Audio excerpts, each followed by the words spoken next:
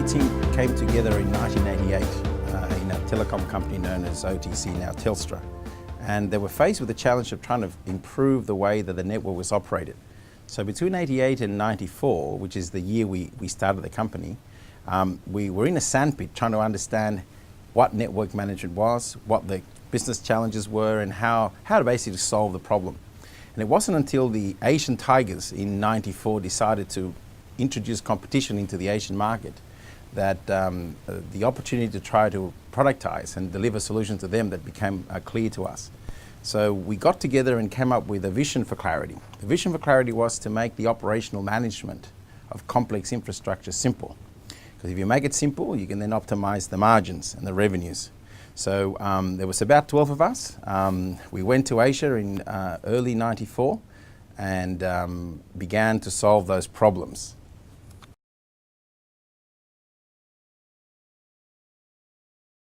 The very first event was the ability to gain the early adopter.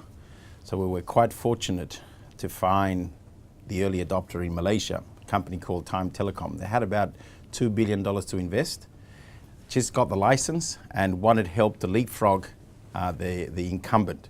And they liked our ideas and our approach to create a unified, convergent operational management product that allowed them to release products to market quicker and efficiently operate the business. The next major milestone came in the Philippines when we won Bayantel, PLDT as customers. So that confirmed our view that the approach of unifying and converging the normal applications that do operational management made sense.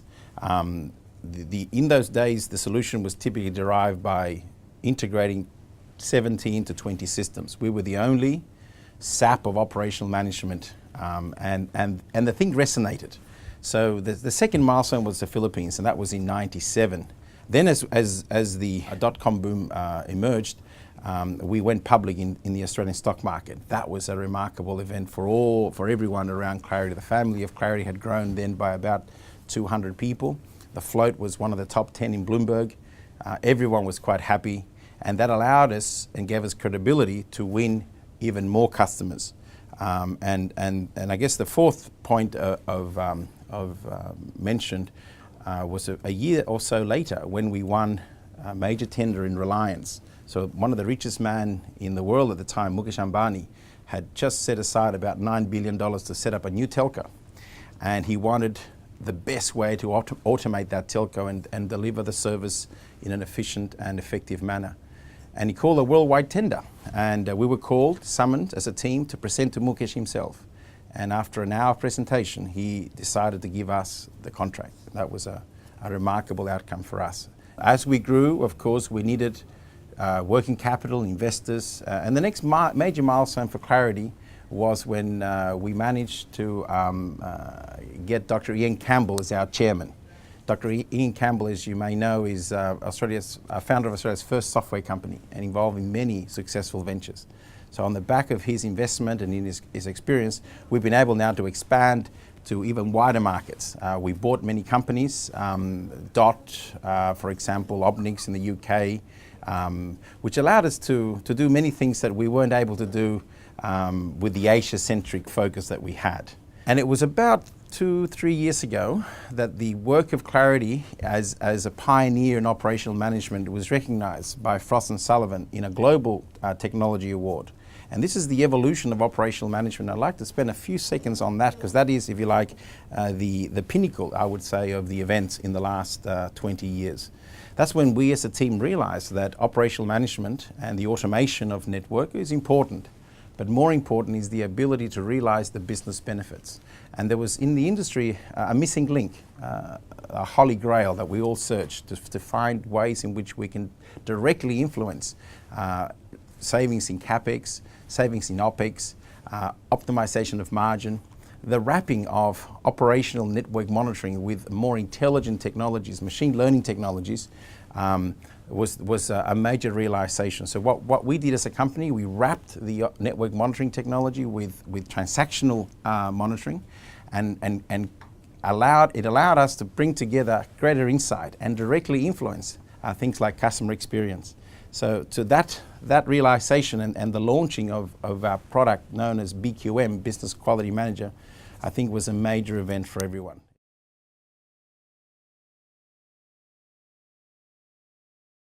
I guess most of our challenges were normal product development challenges that companies have. The thing about the last 20 years, though, that we had increasingly larger challenges that were brought about by environmental changes in world economies. I recall the very first time we were challenged into action was in 1997 when the Asian crisis hit.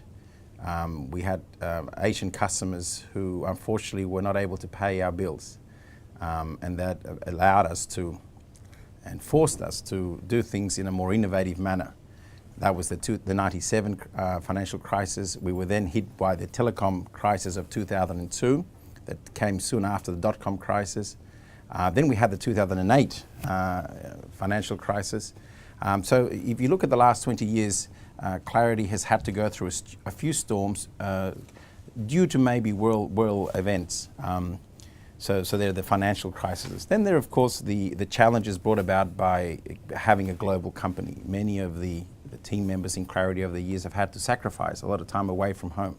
And that's a little difficult to be away from the family for long periods of time. So as we've evolved and grown, we've created local companies employing local people so they can be home with their families. So there are examples of things that you have to, I guess, consider as you evolve and grow. But the most important thing, I guess, as a product company is the technology tends to move very rapidly, and it's very important not to stay a legacy provider. So you have to continually invest in R&D and reinvent yourself and re-articulate your value proposition. So that, I think, were some of the major challenges, both financial, personal, as well as technical.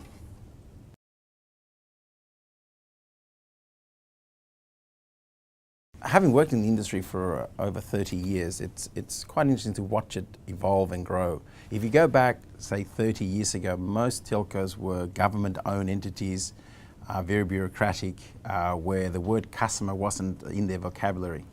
And over the last 30 years, they've reinvented themselves to the point now where they're very proactively trying to better run their business and provide better customer service and be more relevant to all of us. One of the major challenges they do face as they've gone through competition is the need to be more relevant to society as a whole. One thing we found very clearly, and I think you would share this view, that the over-the-top guys like Facebook and Groupon and others have managed to provide value to humans directly. They've simplified their lives. Telecom companies have classically been providers of connectivity, and connectivity is just a technology. So one thing that telcos are doing as the technology evolves, as the network and the cloud converge, they're trying to see how they can optimize their business and, more importantly, monetize their business. How do they become directly involved in the simplification of human life? Not selling ISDN, not selling POT services or lease lines, but selling a value proposition that makes sense to all humans that are not technical in nature.